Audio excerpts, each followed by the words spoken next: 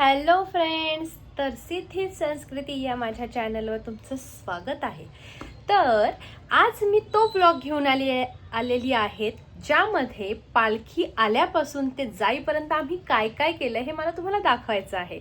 तर सुरुवात आम्ही तिथून केली जी गोष्ट सगळ्या स्त्रियांना आवडते आणि ती म्हणजे शॉपिंग। तर पालखी अजून आलेलीही नव्हती गावामध्ये, तेव्हाच आम्ही डायरेक्ट पोहोचलो ती शॉपिंगला। तर त्याचे काही शॉर्ट्स आहेत ते आधी बघून घेऊयात, चला।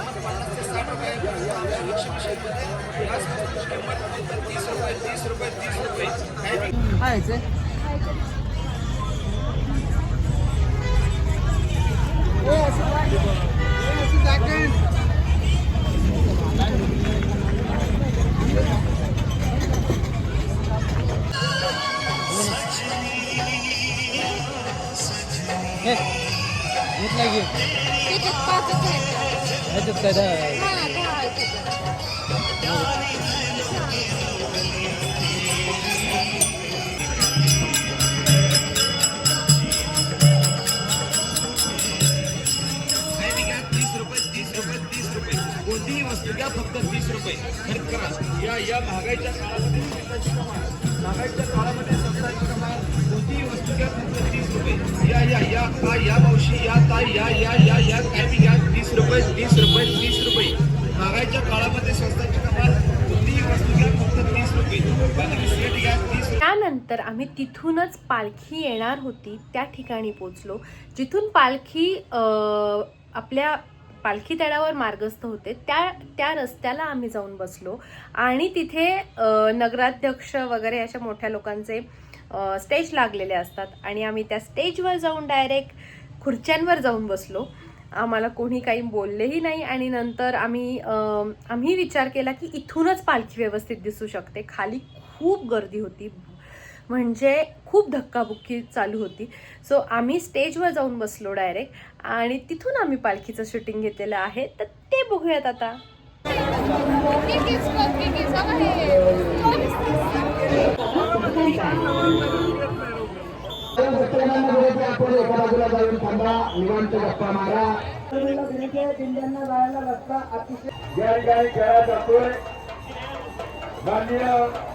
मानाचा नगारा या ठिकाणी गुलाबपुष्प श्रीफळ आणि संत स्वपंजवांची मूर्ती देऊन त्याचा सन्मान पुरंदर हल्लीचे माजी कार्यक्षम आमदार संजय चंद्रबाबा जगताप परिवाराचा उपयोग त्या ठिकाणी केला जातो।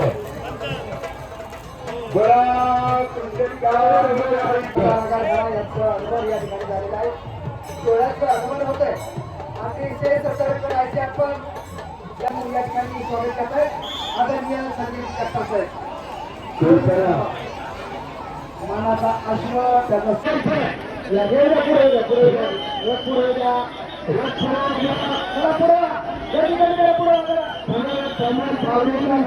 केलेला रथ आणि या ठिकाणी पुरंदर आमदार आदरणीय संजय कुठं बसतंय ते मला चला।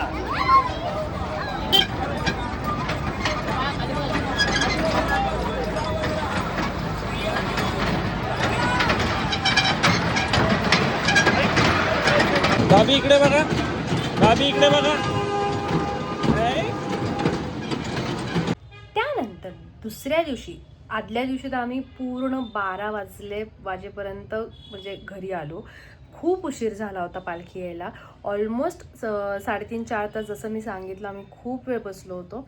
आणि त्यानंतर आम्ही दुसऱ्या दिवशी सकाळी पहिले सोपान काकांच्या पालखीचं दर्शन घेतलं, जी आमच्या घराच्या इथूनच जाते आणि ती मार्गस्थ होते पंढरपुरासाठी। सो ज्ञानेश्वर माऊलींच्या प्रस्थानाच्या आधी सासवडमधून सोपान काकांच्या पालखीचं प्रस्थान होतं आणि मग दुसऱ्या दिवशी ज्ञानेश्वर महाराजांच्या पालखीचं। सो त्यांच्या पालखीचं, सोपान काकांच्या पालखीचं दर्शन घेण्यासाठी आम्ही गेलो होतो। आमच्याच इथे अमर चौकामध्ये गेलो, तर तिथलं मी काही शॉर्ट्स टाकतेय, ते बघूयात।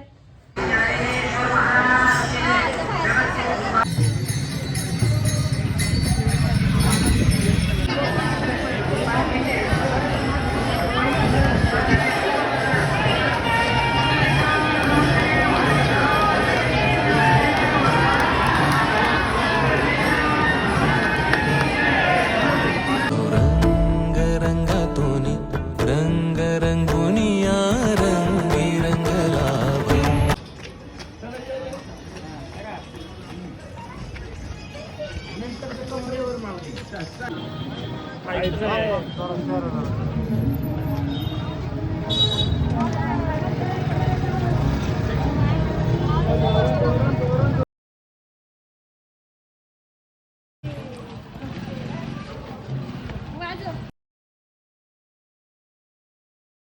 आणि त्यानंतर दुसरा दिवस पालखीचा म्हणजे पालखी मुक्कामी असते आणि स्टॉल त्यानंतर सगळे पाळणे इथे खूप गर्दी आणि खूप मजा असते आणि ती मजा घेण्यासाठी आम्ही गेलो होतो सगळ्या पाळण्यांमध्ये बसायला. सो ते काही शॉर्ट्स बघूयात. खूप मजा केली आहे, नक्की बघा.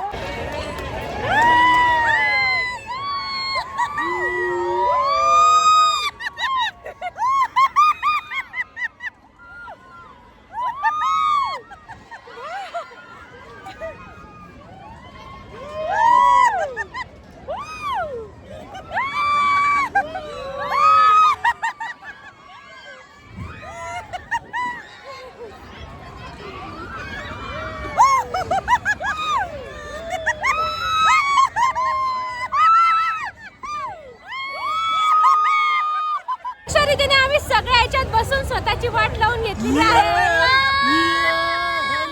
आणि अखेर तो दिवस परत उजाडतो ज्या दिवशी पालखी निघते आणि हे 2 दिवस कसे जातात समजतही नाही. पाहुणे येतात, त्यानंतर बाहेर पण सर्वत्र गर्दी, वारकरी, टाळांचे आवाज, मृदंगाचे आवाज, भजनांचे आवाज यांनी इतकं प्रसन्न वातावरण झालेलं असताना आणि अचानक असं आपण म्यूट करतो ना तसं सगळं गाव म्यूट होऊन जातं. म्हणजे आवाज मोठा असतो आपल्या एखाद्या गाण्याचा आणि आवाज एकदम म्यूट होतो ना तसं काहीसं होऊन जातं. एकदम शांतता पसरते आणि पालखी पंढरपुरासाठी प्रस्थान होते. खूप गहिवरून येतं, खूप डोळ्यात पाणी येतं माऊलींना निरोप देताना. पण तो क्षण येतोच आणि तो क्षण मी काही टिपला आहे तर तोही बघून घ्या.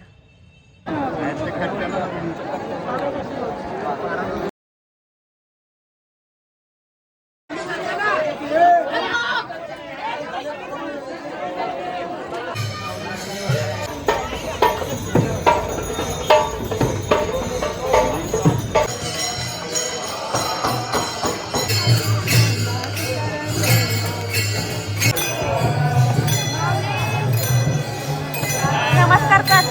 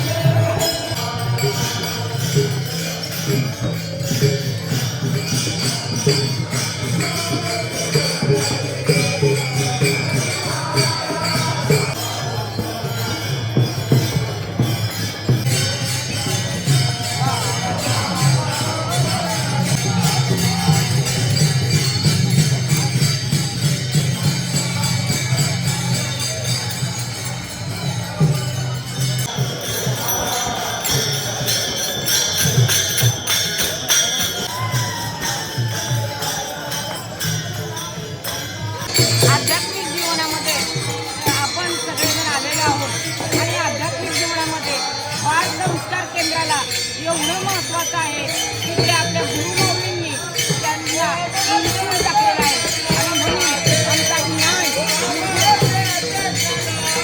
या बाल संस्कार केंद्राचा छोटा विद्यार्थी आज माऊलींच्या भूमिकेमध्ये आमच्या माऊलींचं स्वागत करतोय हे आमचं भाग्य समजावं लागलं म्हणूनच करावंच वाटतं. माऊले दादा, स्वामी समर्थांची वाट, माऊले दादा, स्वामी समर्थांची वाट, आध्यात्मिक जीवनाची जरुणी आकाश, आध्यात्मिक जीवनाची जरुणी आकाश, पाऊले चालती स्वामी समर्थांची वाट, स्वामी समर्थांची वाट आज निर्गुणे यांच्या दुकानासमोर थांबली आणि माऊलींनी आमचं स्वागत केलं.